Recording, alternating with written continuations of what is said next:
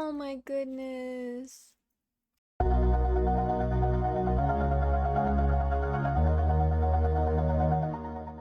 Hey guys, welcome back to Timeless Retreat. This is our 5th episode in the series so far, and I'm so excited to keep working on it.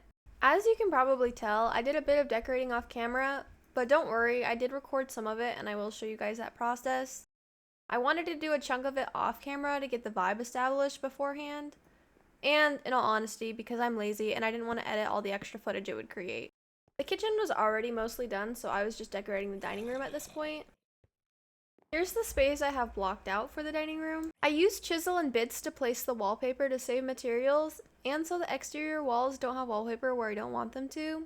I did use this same technique in the kitchen. I was sure to do the windowsills as well, so there were smooth transitions between the wallpaper and the exterior wood. I started adding furniture into the dining room.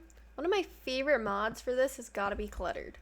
And we need a moment to appreciate my new front porch. I'm obsessed. I added a little fish tank in here as well that we will eventually fill with fish. And of course, I had to fill this place with a bunch of plants. While I was looking for decorations, I found this tile I absolutely had to use in my kitchen. I mean, look at it. With the main pieces of furniture in place, the smaller details were next.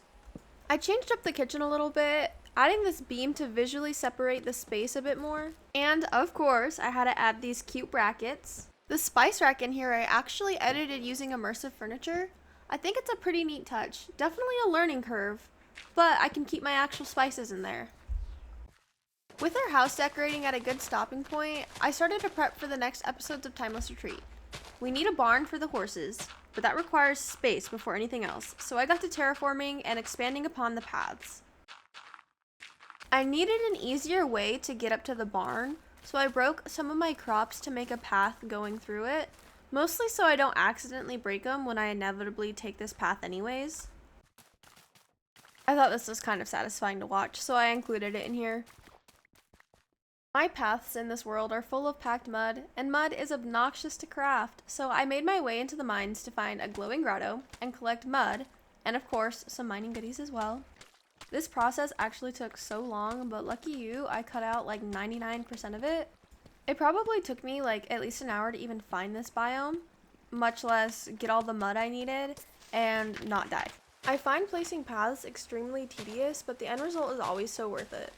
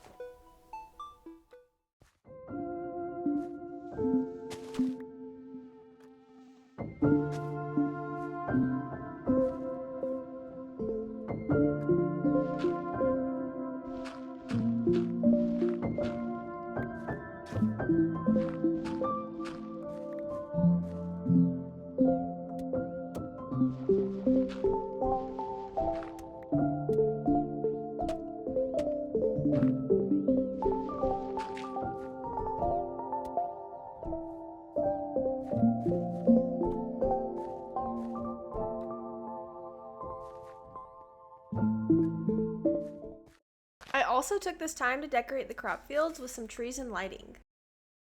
I really like the way the spruce and the fir trees look together, so I've been using those primarily. And as you may be able to see, there's already a lot of patches in my plants, and that's why we needed this path. Using FreeCam, I was able to look at the fields from a distance to see how everything was looking. I wanted these trees to feel balanced visually, so I did this pretty frequently. Thankfully for you, you don't have to see all of that. These torches you can see me placing are a design I frequently use for crop fields. It's simple, gets the job done, but looks pretty cool still, I think. They're not the most necessary because I don't think mobs can spawn on crops, but I do think having the area lit up really adds to what I'm trying to go for here. It also reminds me of the modded server I used to play on with my boyfriend and some friends. I spent hundreds of hours just on that server and built some really cool things. The server is what inspired me to start pursuing YouTube again, actually. Here's how I left the area for now. I needed some pumpkins for a finishing touch. Cast your votes for what you think that's going to be. So we took off on my little bird guy. Of course, I have to prove to you I'm great at Minecraft, as always. We only have 4,000 more blocks to go. Yay! Just kidding. I skipped all of that for you. There was an ice and fire graveyard right as we got here, but I didn't even bother looting it. The loot usually isn't worth it anyways. I grabbed all my pumpkins and had to turn around and fly 4,000 blocks back home. And this is my amazing view I get to see until I arrive home. I used the pumpkins to make scarecrows for the crop field, so if you guessed scarecrows, then you were right. I was excited to see that there were modded scarecrows that I could craft, so I didn't have to make custom ones. Unspeakable things may or may not have happened to that llama for wandering around my crop field.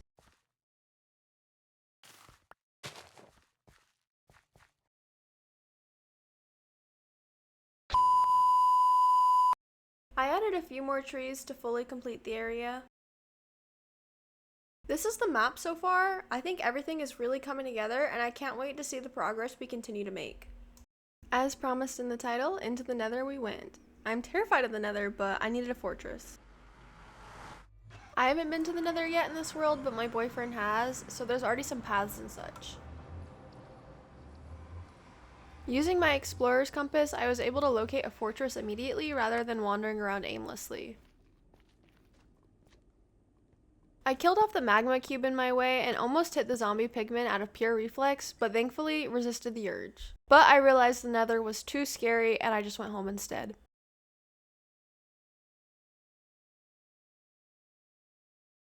Just kidding, I just grabbed a golden picky charm and went right back in. It's a substitute for wearing gold armor to protect yourself against the piglins. Don't get me wrong though, I'm still terrified of the Nether.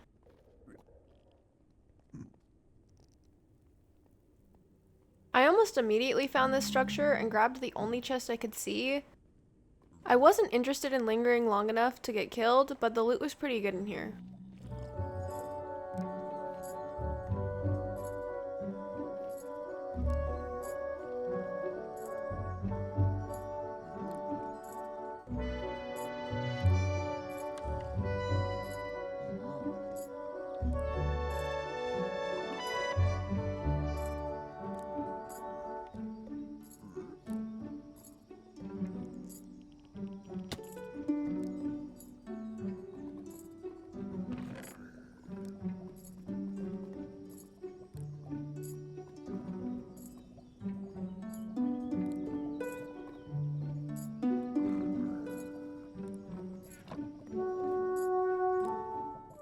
Yeah, this little accident is exactly why I don't like the Nether.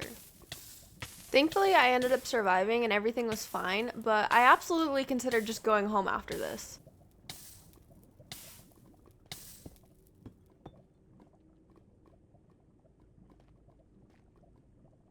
Conveniently, my boyfriend has already been this way despite not going to the fortress yet, so I could just use his pathways to travel for a pretty big chunk of this trip.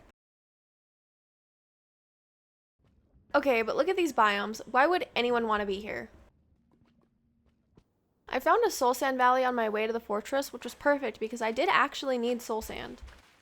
You may be asking yourself, Eridani, why do you even need a fortress? Why are you in the nether?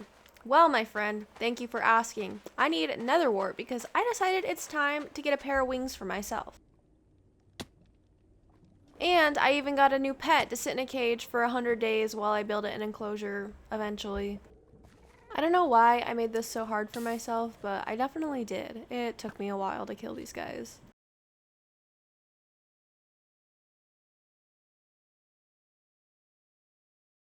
You have it easy. It actually took me so long to get to this fortress, but here we are. I dug myself into the fortress and was greeted by my bestie, the wither skeleton.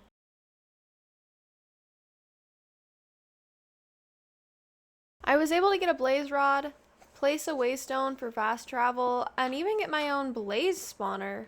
Not sure what I will do with it yet, but we have it. There was a bunch of glowstone here, so I grabbed some while I was at it. And finally, we stumbled into the room that held our precious nether wart and evacuated the nether immediately.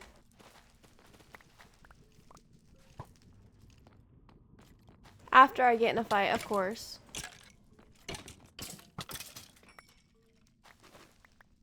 Back home, I expanded the enchanting room to make room for a nether wart farm.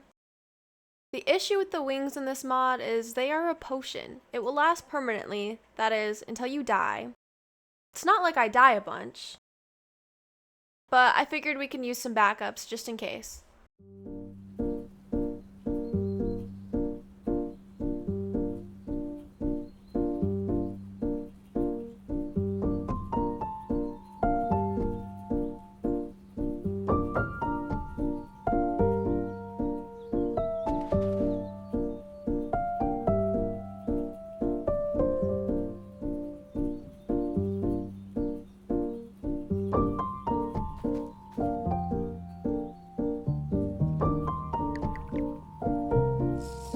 And just like that, we have our wings.